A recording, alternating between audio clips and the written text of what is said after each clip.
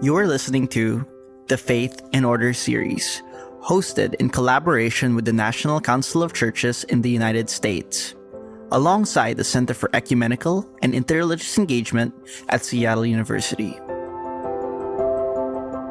This is Reid Trice with the Religica Theolab at the Center for Ecumenical and Interreligious Engagement at Seattle University. And today we are participating in the Faith and Order series, which we'll be talking about in a moment. At this time, I would like to introduce Professor Dr. Myriam Wijlens, who teaches canon law at the University of Erfurt in Germany. She's a Roman Catholic member of the World Council of Churches Faith and Order Commission. And last year, she was appointed as consular, in recent years, I should say, as advisor to the Vatican Synod of Bishops.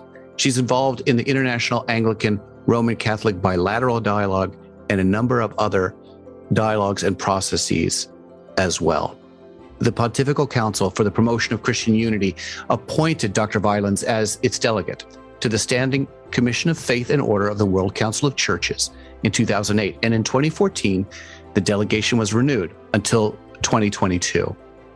Dr. Wijlens today serves as the co-convener of the Faith and Order Study Group on the Churches and Moral Discernment, facilitating dialogue to build koinonia, which is also the title of a text recently that's come out. And that's what we're going to talk about, among other items, today.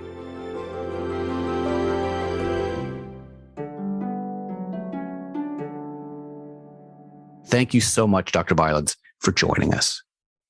Well, thank you so much. It's a pleasure for me to join you with this podcast and to think I'm at the moment in Rome, speaking to you in California, and it's really wonderful. Or I think Seattle is California? No. Seattle, Washington. Yeah. But close. Washington. It's true.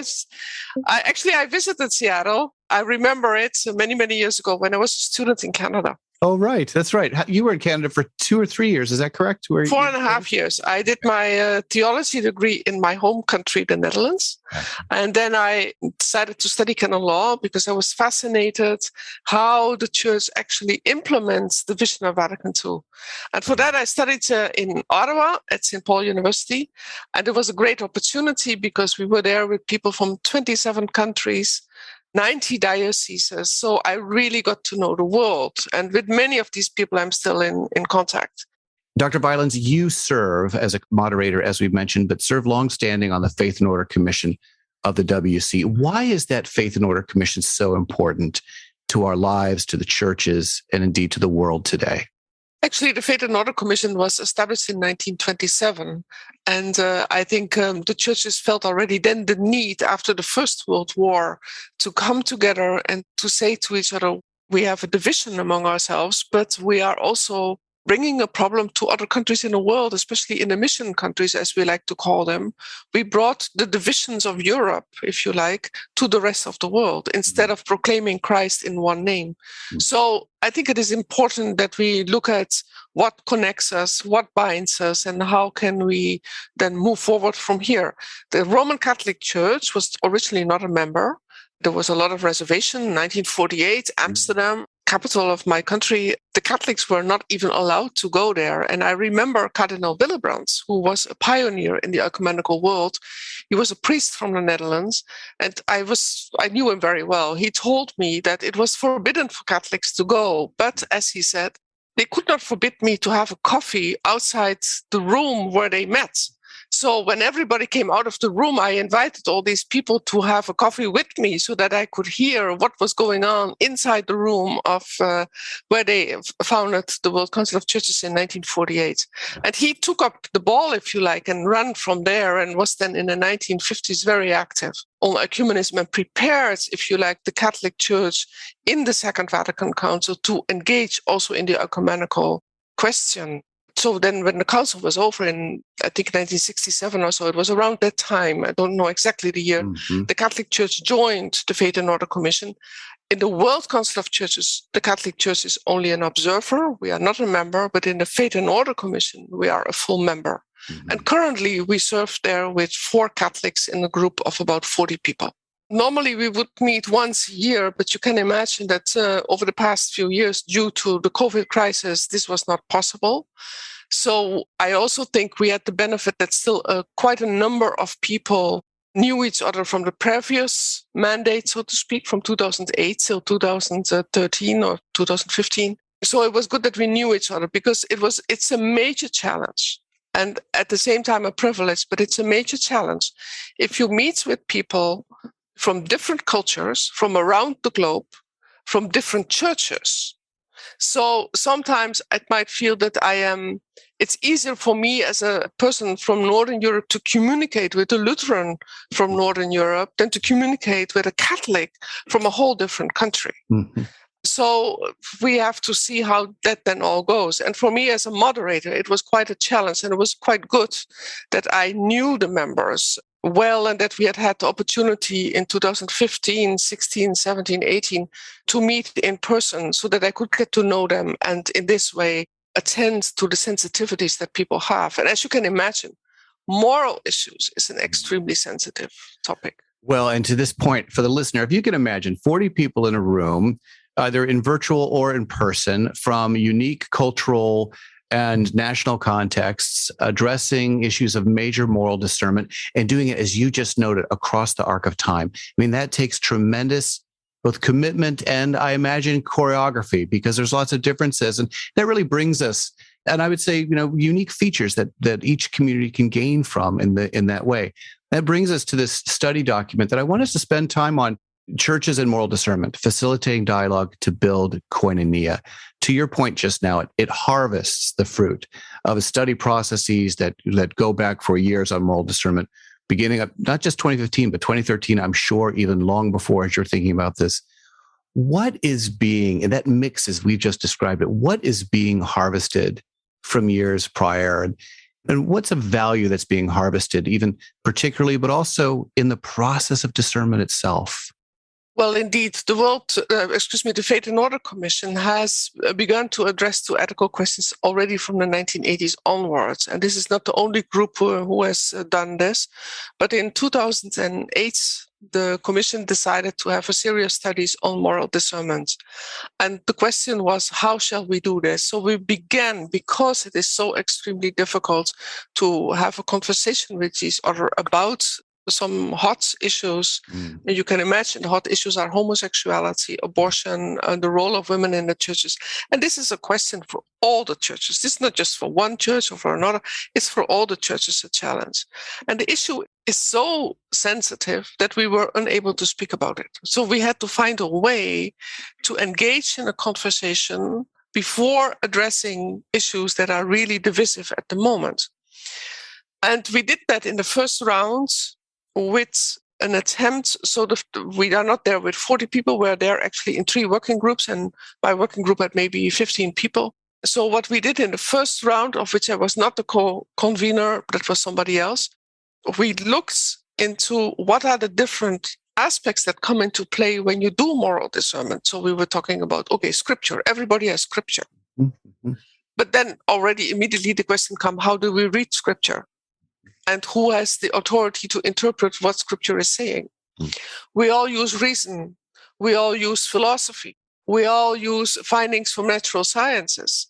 So then the question came after we identified in a document that was published in 2013 the different factors that come into play. Like I would almost say the ingredients before you begin cooking the meal. What are all the ingredients that you find there is written in that document. But already that document caused quite a challenge, because as we were about to accept it as a full commission, the Orthodox brothers and sisters said that they felt that they could not fully recognize themselves into this document. So there was a special meeting for them after the final session, and they then decided to put an addendum to the text in which they say that they had some problems with the methodology, they had some problems with the way the different ingredients were situated or located beside each other, like what do you put first and what do you put second? Was there a sequence? The document, and I think this is very important, was not normative at all. And yet they had this addendum. The Catholic Church then said, some Catholics might have similar reservations at the Orthodox, so they added a footnote. Now, I think the results of that addendum and that footnote was that in 2015, the new Faith and Order Commission with the new mandate said, okay, then maybe we should invite a Catholic and an Orthodox to be the co-chair, the co-moderators of the next project. If these churches have so many difficulties, they might as well take the burden. And it was, I was really delighted that my colleague from Moscow, Professor Vladimir Shmaly, is also a professor. So we both decided, because of the emotions, that maybe we should use a kind of a seminar like we do at the universities. And we said, why don't we ask every church to first present to the whole group a self-description? So go among yourselves and write and send us a piece of paper, a study, in which you describe how you, according to yourself, you think you do a discernment process. And this could be on any particular moral issue. So it might be on homosexuality, it might be on relationship to environment, whatever the moral issue is. Whatever the issue is. So who is involved and what are the important sources for you to work with when you engage in a moral discernment process? Okay. And the beautiful thing was we received 14 studies of 14 different churches. Now, we also knew, like good professors, that not everybody reads the studies beforehand. So we did a little assignment. We would say, okay, you will get 15 minutes to present the 3 most important points of your paper, but we will have already identified 3 other people from very different traditions to respond to your paper. And they had to respond to 3 questions. And the question were as follows. When I read your paper, I was struck by the following. When I read your paper and listened to your explanation, if I would have to express this in the language of my tradition, I think this is what you said. And the third question was, or point was, I have not understood the following points, please explain. And some of them would then indeed say, they would say, having listened to your tradition, I think your and my tradition differ on the following points. And in that way, we had an extremely fruitful, but also a not so emotional conversation, because it allowed us to take a step back and to listen, to try to express in a very different tradition. If a disciple of Christ has to explain what the Orthodox are doing, that's quite a challenge, and vice versa. And the same goes for the Catholics. So these 14 studies have actually been published in a book. And the book, so the Faith and Order Commission has published, and then the Moral Discernment Group has published 3 volumes. And the first one is Learning from Traditions. So after we then had these 14 studies, we said the major challenge for the churches is to reflect about change, because some churches will say we never change, and others will say we always change because we're open to new things. So we ask the churches to reflect together and to identify subjects from the history, because in the history of the churches, we will find subjects on which a change has occurred. And the beauty was, again, we were able to have 19 studies from the past. So there is no need to be emotional about it because it already happened in the past. And we would analyze what triggered the change. Why was it that suddenly they began to think differently? Let's take a subject like slavery. Slavery was no problem for centuries. It was even in scripture. So how come suddenly they began to speak about slavery? And then how was the argument built by some? And what were the arguments to refute it, maybe? So how did the conversation go? And we ask for all the people who wrote the studies to also identify what aspects helped the church not to divide over a change in a moral position. And we have to remember, no change comes overnight. The slavery change didn't come overnight. Usury doesn't come overnight. Usury, so charging interest for a loan. So we had many subjects, apartheid. But all these subjects the changes came about over a longer time. So the challenge is then, how do you keep the community together where some are already there and others not yet? What was also fascinating was it occurred to us that it might well be that the churches at one point in history share a specific position, and at a later point in history, they again have a position that they can share. But maybe the line of argumentation is very different. precisely because they have a different pattern of operating and thinking and arriving at a conclusion.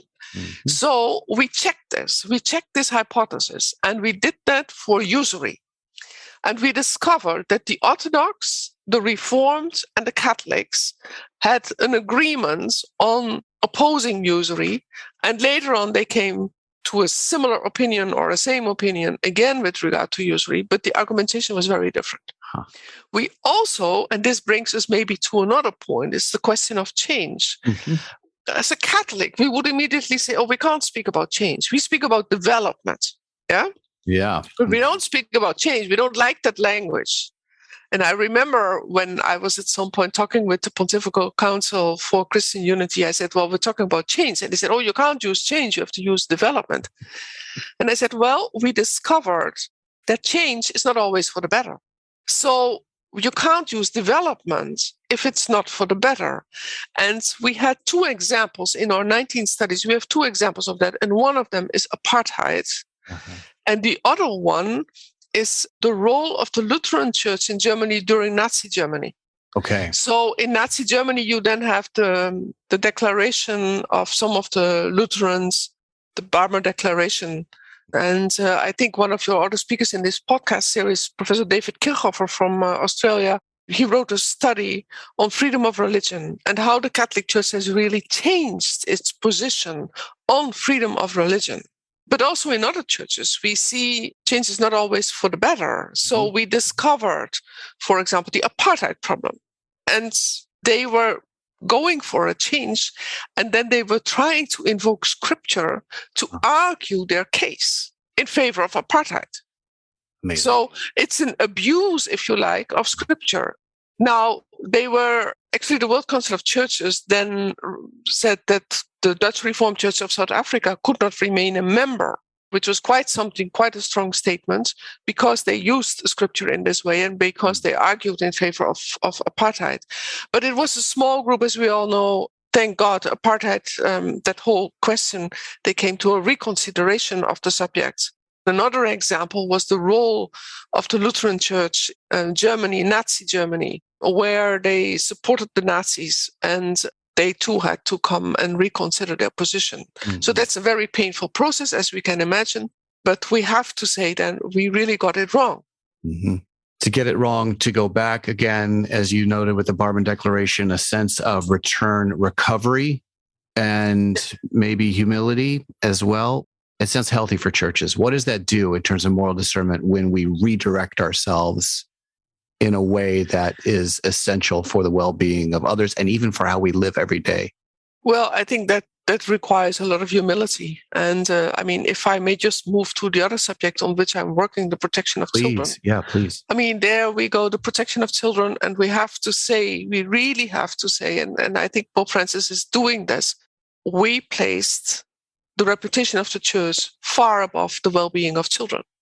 Yeah. And we have to have a complete conversion and put the children in the middle of our attention and not the reputation of the church. Actually, how could the church protect its reputation if it would not attend to the weakest among us? I want to make sure the listener knows that in 2018, Pope Francis appointed you as a member of the Pontifical Commission for the Protection of Minors. This is an area you spent considerable time in professionally and personally. And in that regard, you also serve as co-moderator of the working group Safeguarding Guidelines and Norms in this work. What do you think? To your point, with where we are in this pandemic age, with the viral pandemic, with the other kinds of geopolitical challenges that we're seeing at the moment, this is a time where those in vulnerable populations, children in particular, but not exclusively, are in harm's way. That's a time of moral discernment for the churches as well, isn't it? Yes, it is. And I think it's on two accounts. So both the COVID crisis, we see there are a lot of conflicting values, if you like. So there is a question of health of people and the right to your body, to determine what happens with your body. But there is also a question of solidarity how can I protect myself, but how can I protect others? What responsibility goes for that? How can we all have this terrible vision that we will have to come at some point to triage, which really means that the doctors have to decide which patient will have to be treated in the hospital because we have one ventilator, but we have two patients. So who will get it? And so then the question is also, what can we help so that we don't need to get these ventilators? What does it mean then to get the vaccination? That is, I think, a tremendous conversation. And actually, we have said, and maybe we can also go a little bit back to that moral discernment study, how do people argue the questions of obligation of vaccination or deciding not to be vaccinated, the obligation to have medical doctors or people in the medical world to have an obligation to be vaccinated. So it might help us to take a step back and to say, how do we actually argue and not just think from the conclusion, but to think and take a step back so that we can at least have a conversation with respect for each other and yet for the well-being of everybody and not just for a few. I think with regard to the situation in the Ukraine, I now live in the eastern part of Germany and I am Dutch, so I lived traditionally in a part of the world where we were, if you like, liberated by the Americans and by the Canadians. The Canadians were very strong in the Netherlands. Now living in Eastern Germany, I live in a territory where the people were, after the Second World War, occupied by the Russians. And I can see how the fear it's in their bones. These people of my generations have parents who were in Russian imprisonment. And they have terrible, terrible memories. So I even read in the newspapers how to handle the mental health of the elderly people with all the memories that they have. So this is a major issue. At the same time, we are seeing in the Ukraine, women and children can leave the country, but the men cannot. Well, that means that the women are not protected by the men. They're on their own. And they walk across the border, and then what? Who is waiting for them? So we are very, very concerned what is happening with these children, with these women, but especially the children. There are apparently many unaccompanied children.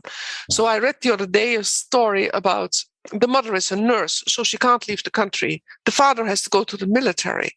So they send their kids with other people. But where will these kids end up? And there's the whole problem of trafficking and everything that comes with it. So it's a tremendous challenge that we are meeting at the moment in providing shelter and care and to see to the protection of children at the same time. We can certainly go right back to this document, but I think the points that you're making as well here are so poignant because the work of the Faith and Order Commission, the moral discernment that you're engaged in, it's tactile. The churches, on any particular given issue, the churches have to be able to not only discern where they are, but how they act, how they stand for and with those marginalized populations, with these kids in the way that they can respond to the crises at any given moment. Yes, and I think at the same time, we're all in Europe surprised by the solidarity of everybody. Okay. Everybody is touched by this. Suddenly Europe is speaking with one voice. People are taking in people from other countries that they don't know. I affected by this myself. My assistant is from the Ukraine, and it was only a week ago that he came to my office and he said, I want to have a day of holidays because I want to go and get my sister-in-law with her 3 children and my mother. And I only have a car from 1999. And I said, you can't drive 800 miles one direction and 800 back with such an old car. I said, we have to find a solution. So within 15 minutes, I was able to organize a van for him. And then he came back with even more people than we had expected because the car was full with people. So then we had to look for housing and it's all possible. And they are overwhelmed by the welcoming. Europe has decided that all these people who are coming now, they can stay for first 1 year and then maybe 3 years. They can all, I think it was decided by Europe that they can all now have work permits, which means it gives them an opportunity to earn their living and it helps them to deal with the reality, to have a pattern and not just to sit somewhere. So I think but what is coming our way is just incredible. If you talk about ethical questions and a moral attitude, first of all, we see that Europe is united at the moment, but also the Christians are united. saying we have to do this together. We have to look to our neighbors, and they might be Orthodox. It doesn't matter what they are. We will help them. And I think that's very important. What I think is fascinating is that the works of mercy, the 7 works of mercy, they are lived out at the moment. So we provide people with shelter. We give the hungry food. We give those who are thirsty something to drink. We visit those who are sick, and we try to help them as they are coming across the border. Friends of mine, for example, who are medical doctors, they called me this week and they said, if you know people who need medical assistance, call us. I have a nurse in my practice and she can translate, so there is no problem. And it's really amazing how we are really living the works of mercy. But I think if we would ask, and this is, I told you earlier, I live in the eastern part of Germany. In the eastern part of Germany, about 20% of the population is only Christian, and the rest is nothing. But the solidarity and the living out of the works of mercy is incredible. It would be such a challenge, I think, if we would ask these people what you are doing here. Why are you doing this? Why are you opening your heart? And how could we reveal to them what you are doing is what Christ asked all of us to do, and you do it not even knowing that you respond to this. Yeah, right. So that's really, really great. Yeah. And it invites another conversation, doesn't it? It does. It does. I think this is a lovely, touching story. Okay. The retired bishop of my diocese was 4 years old when he was forced at the end of the Second World War to walk with his mother from a territory that is today Poland for hundreds of kilometers. So for, a few hundred miles. And this week, he then saw this young family from the Ukraine where the youngest child is 4 years old. And I'm pretty sure the bishop told me several times he remembers how he walked with his mother at the age of 4. And I'm sure when he saw this week these children, he must have all these memories of his own time. And he said, because they now have found a shelter on the territory where also the seminary is and where the retired bishop lives, apparently he said, we are so delighted to have young people stay with us. But I thought you must really be thinking about your own time when you were 4 years old. He must be. And those other people you're talking about and where you are now in former Eastern Germany, they must be. They talk about it. And I had another former doctoral student who is from Prague. And she told me last week, I was only born in 1982, but the invasion of the Russians in 1968 in the Czechoslovakia at the time, it's in my bones, even though I was born 14 years later. Yeah. And I think it's these reflections that come up with all these people. Hungary, 1956. So this trauma is coming back for everybody. I lived in Germany for a number of years, and I remember speaking with my friends in Munich at the time about the trauma of their grandparents and parents and the transgenerational impact of trauma, what they were feeling in their early 20s and on, about the experiences of their grandparents, which just seemed to kind of hemorrhage into their own lives as well through the stories, uniquely, but still evident in how they talked about their grandparents' experience. Actually, I was a judge in the marriage tribunal court. And sometimes I would ask people, can you describe me the family in which you grew up? And they would say, my father was imprisoned in the Second World War, especially if they were with Russian imprisonment. And they would say, my father doesn't speak. It's not just he doesn't speak about the war. He doesn't speak about anything. Yeah. My father cannot speak. But then when they get old, they cannot suppress this anymore. Yeah. So I think it's what some people might have in the United States with regard to Vietnam. Yeah. We see a lot of that. Yes. So it's in the earlier years, you are able to handle it and you're busy with your families. But when you get old, you sit there and you don't have your partner anymore and you can't suppress that anymore. Experience seems to be a very important aspect in how you view and how you discern and why you are engaging in a discernment process, because you feel you have to reconsider your position. And if I may if you allow me now to make a link to another project that I'm doing, which is the Synod on Synodality. And I think in the Synod on Synodality, we are asking the people to listen to the experience of synodality, of the experience of journeying together, and to listen to other people and say, how do you actually experience this or that issue? Mm-hmm. And then people will change. So, for example, I think if you would work in a refugee camp, you might have a different view on refugees than when you have never met a person who is a migrant and leaving their country in a desperate situation. Mm-hmm. If your child comes home and is a teenager and is pregnant, suddenly you are confronted with questions that are very different from what you might have ever thought you would have to consider. But this is also a matter, this is not just the bioethical questions, but there are also the questions of social justice and how do we deal with issues. Yeah. So I think experience changes how we look at things. Mm-hmm. Well, we will provide links to many of the texts that you've discussed, the studies, so that the listener and their community, their church or congregation can engage those and draw their own experience as well and take up many of the challenges and encouragement that you've brought to them. Thank you so much, Professor Wijlens, for being a part of this podcast today. Well, thank you. It was a pleasure. You've been listening to the Religica Theolab podcast in the Center for Ecumenical and Interreligious Engagement at Seattle University. To learn more about the center's work and for resources to be used in local communities, visit us at seattleu.edu/thecenter. To learn more about the National Council of Churches in the U.S., visit them at nationalcouncilofchurches.us.